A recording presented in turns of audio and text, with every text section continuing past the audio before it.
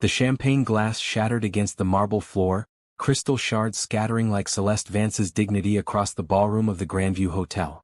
200 pairs of eyes turned toward her, watching as Marcus Thornwell, her fiancé of 3 years, stood beside another woman, his arm draped possessively around her waist. "I'm sorry you had to find out this way, Celeste," Marcus said, his voice carrying across the sudden silence. "But honestly, this is for the best. You're too fragile. Too broken by your past. Camille here, she's got the strength I need in a partner." Celeste stood frozen, her burgundy dress suddenly feeling too tight, too exposed. This was supposed to be their engagement celebration, the charity gala where they'd announced their wedding date. Instead, it became the stage for her public execution. "You'll never bounce back from this," Marcus continued, and she hated how his words wrapped around her throat like hands. "Everyone knows architectural firms fail in the first year. You need me, Celeste. Without my firm's backing, you'll crumble." She wanted to scream, to rage, to prove him wrong in that very moment. Instead, she lifted her chin, turned on her heel, and walked out with whatever dignity remained, even as whispers chased her into the cold October night. 6 months later. Celeste adjusted the clasp of her diamond necklace, studying her reflection with critical eyes. The woman staring back bore little resemblance to the shattered creature who'd fled the Grandview. Her dark hair fell in elegant waves past her shoulders, and the emerald gown she'd chosen hugged curves she'd earned through stress-fueled gym sessions and skipped meals that eventually transformed into a healthier discipline. Vance and Associates had not only survived its first 6 months, it had thrived. 3 major projects, 2 award nominations, and a feature in Architectural Digest later, Celeste had built something Marcus could never touch. Tonight, at the annual Pinnacle Gala, she would walk through those same doors he'd broken her in, and she would show him exactly how wrong he'd been. Her assistant, Petra, knocked softly. "Car's ready, Miss Vance. Are you sure about this?" Celeste smiled, a fierce, wild thing that had nothing to do with happiness and everything to do with vindication. "I've never been more certain of anything in my life." The prophecy of her breaking was about to shatter against the reality of her becoming. The Pinnacle Gala had transformed the Grandview Ballroom into a wonderland of golden lights and white roses. Celeste paused at the top of the grand staircase, her emerald gown catching the light like a jewel. She felt the moment the room noticed her, conversations stuttering, heads turning, a ripple of recognition spreading through the crowd. She descended slowly, deliberately, each step a declaration of her resurrection. Marcus stood near the bar, his face draining of color as their eyes met. Camille, his wife of 4 months, clutched his arm tighter, her smile faltering.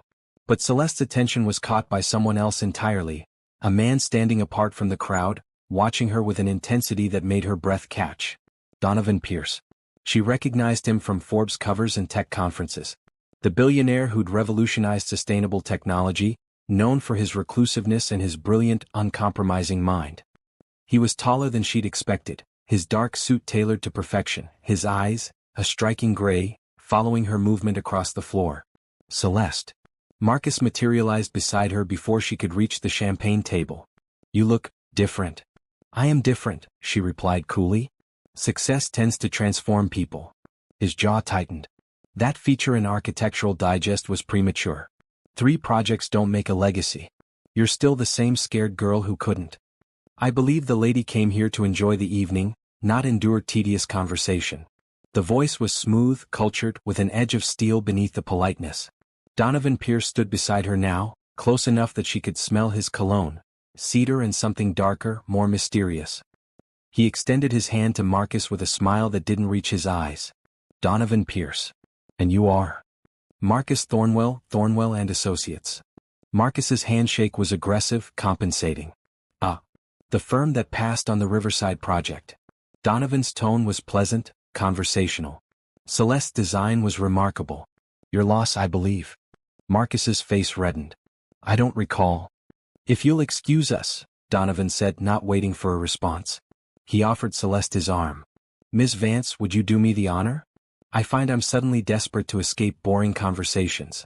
Celeste took his arm, feeling the solid warmth of him through the fabric. As they walked away, she could feel Marcus's stare burning into her back. "Thank you," she murmured. "Though I could have handled him."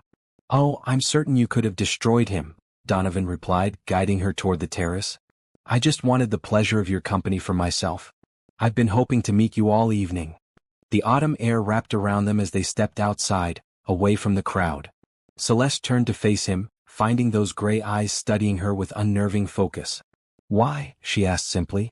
"Because," he said, stepping closer, "I'm looking for an architect brave enough to build the impossible. And you, Celeste Vance, look like someone who's already done exactly that."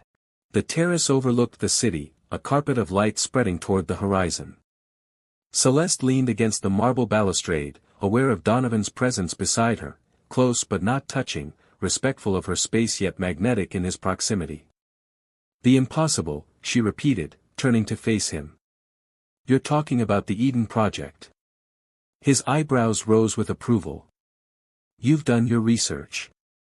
A sustainable city built from the ground up, powered entirely by renewable energy, designed to house 50,000 people while maintaining zero environmental impact."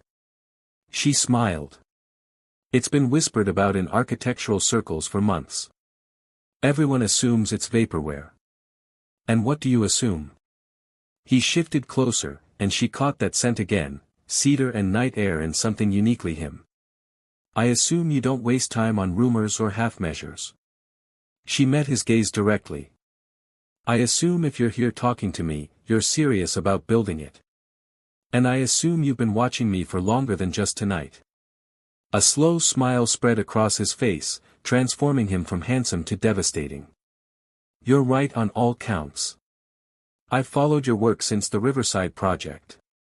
The way you integrated green spaces into urban density, how you made sustainability beautiful instead of just functional, it was visionary. Then you also know about Marcus. About what happened 6 months ago." She kept her voice steady, refusing to show vulnerability. "I know he was a fool." Donovan's hand came up, his fingers brushing a strand of hair from her face in a gesture so tender it made her chest ache. "I know he told you that you'd be broken forever. And I know you proved him spectacularly wrong." The touch lingered, his fingers trailing along her jaw. Celeste's breath shortened. "Mr. Pierce." "Donovan," he corrected softly. "And before you tell me this is inappropriate, or too fast, or any of the sensible things you're thinking, let me be clear. I didn't approach you tonight just for your architectural genius. Though that would be reason enough. Then why?" The question came out breathless. "Because when you walked down those stairs, you looked like someone who'd walked through fire and emerged as something more powerful than what tried to destroy you. Because when I watched you face down the man who humiliated you, you did it with grace instead of vengeance. And because," his thumb traced her lower lip, sending electricity down her spine, "I haven't been able to think about anything but you for the past 3 months. Inside, the orchestra began playing a waltz. Donovan extended his hand. "Dance with me." She shouldn't. This was moving too fast, feeling too intense. But she placed her hand in his anyway, letting him pull her close as they swayed to music drifting through the open doors. His hand splayed across the small of her back, burning through the fabric of her gown. "I can feel him watching us," Celeste murmured against Donovan's shoulder. "Good," Donovan replied, his lips brushing her temple. "Let him watch you soar." They moved together like they'd been dancing for years, not minutes. When the song ended, neither pulled away. The city sparkled below them, and Celeste realized that for the first time since Marcus had shattered her, she felt whole. Not despite the breaking, but because of what she'd built from the pieces. The ballroom had quieted as the evening's master of ceremonies took the stage. Celeste had returned inside with Donovan, acutely aware of his hand resting lightly on the small of her back, a possessive gesture that felt right rather than constraining. "And now, for the Pinnacle Innovation Award," the announcer declared, recognizing exceptional achievement in sustainable architectural design. Celeste's heart hammered. She'd been nominated, but so had 5 other firms, including Thornwell and Associates, for a project Marcus had actually stolen from her initial concepts. The award goes to Celeste Vance of Vance and Associates, for the revolutionary Riverside complex.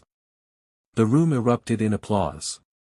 Celeste stood frozen for a heartbeat before Donovan's whisper warmed her ear. "Go claim what's yours." She walked to the stage on trembling legs, accepting the crystal trophy with hands that wanted to shake but didn't. From the podium, she could see Marcus's face, pale, stricken, disbelieving. Camille had abandoned him, chatting with other guests and pretending not to notice her husband's distress. 6 months ago, Celeste began, her voice steady and clear, someone told me I would never recover from being broken. That I was too fragile, too damaged to build anything meaningful. She paused, letting her gaze sweep across the room. I'm grateful they were wrong. Because it wasn't the breaking that defined me, it was what I chose to build afterward. She didn't look at Marcus. She didn't need to. To everyone who's been shattered and told they can't be whole again, you can.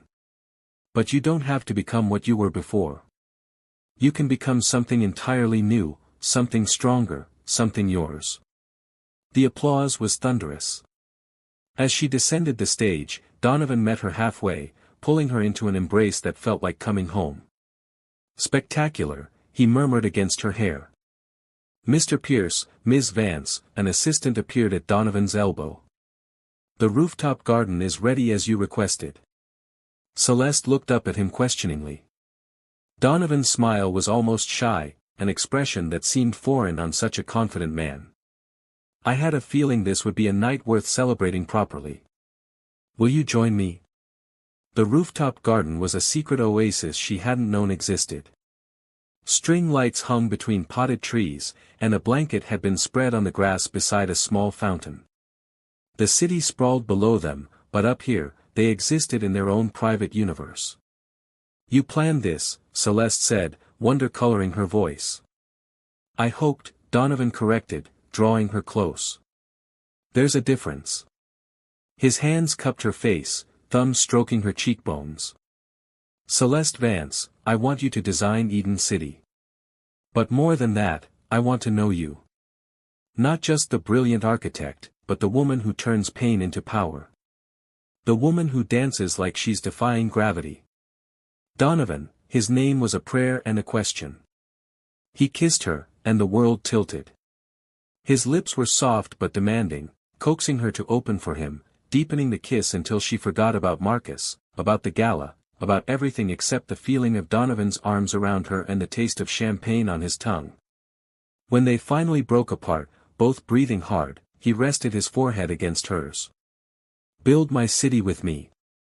Build a future with me. Not because you're broken and need fixing, you don't. But because together, we could create something extraordinary. Celeste's answer was to kiss him again, pouring 6 months of pain and transformation and hope into the connection. The trophy sat forgotten on the blanket beside them as they lay back under the stars, Donovan's jacket draped over her shoulders, his arms secure around her. Yes, she finally whispered. To all of it. 3 months later, the construction site for Eden City stretched across 50 acres of reclaimed land. Celeste stood at the center of it all, blueprints in hand, hard hat perched on her head, directing crews with the confidence of someone who'd finally found where she belonged. Donovan emerged from the trailer that served as their temporary office, 2 cups of coffee in hand. He'd been on site almost as much as she had, refusing to be the kind of investor who simply threw money at a project and walked away. The solar panel arrays arrived, he said, sliding an arm around her waist and pressing a kiss to her temple, a gesture that had become as natural as breathing over the past months. And the vertical garden framework is ahead of schedule. We're actually going to do this, Celeste murmured, leaning into his solid warmth. We're going to build the impossible. We already did, Donovan replied, turning her to face him. The moment you decided you were worth more than what Marcus said you were. Their relationship had deepened with every shared dinner, every late-night design session. Every morning she woke up in his arms feeling more seen and valued than she ever had with Marcus. Donovan challenged her intellectually, supported her professionally, and loved her with an intensity that still took her breath away. Miss Vance. A voice interrupted. Both of them turned to find Marcus standing at the edge of the site, looking smaller somehow, diminished by his own regrets. Celeste straightened, but Donovan's hand found hers, squeezing gently. Marcus. He swallowed hard. I came to apologize. What I said at the gala, what I did before that, I was wrong. About everything. Camille left me last month. Said I was obsessed with competing with you, that I couldn't see what I'd thrown away. Celeste studied the man she'd once planned to marry and felt nothing but a distant pity. I forgive you, Marcus. Not for you but for me. Because holding on to that anger would only weigh me down, and I'm building something that requires me to be light enough to soar. She glanced up at Donovan, whose gray eyes shone with pride and love. You were wrong about me being broken. But you were right about one thing, I couldn't have succeeded with you. I needed to fail with you first to break away from you so I could find someone who saw me as already whole. Marcus nodded, defeat written in every line of his body. The city's going to be incredible. You're going to change the world. We already are, Donovan said firmly, his arm tightening around Celeste. After Marcus left, Celeste turned fully into Donovan's embrace. Thank you for being here. For seeing me. Always, he promised, capturing her lips in a kiss that tasted like coffee and promises and the future they were building together. Not just in steel and glass, but in trust and love and the beautiful architecture of two lives intertwining. In the distance, the framework of Eden City rose against the sky, a testament to what could be built from the rubble of broken dreams. Celeste had been shattered once, told she'd never recover. But she hadn't just recovered, she'd been reborn. And this time she'd built herself a foundation that nothing could shake, because it was made not from another person's approval, but from her own strength, her own vision, and a love that saw her not as broken or whole, but as endlessly becoming. The spotlight Marcus once predicted would never find her now illuminated every step she took. And she walked through it with her head high, her hand in Donovan's, building impossible cities and even more impossible dreams. The end.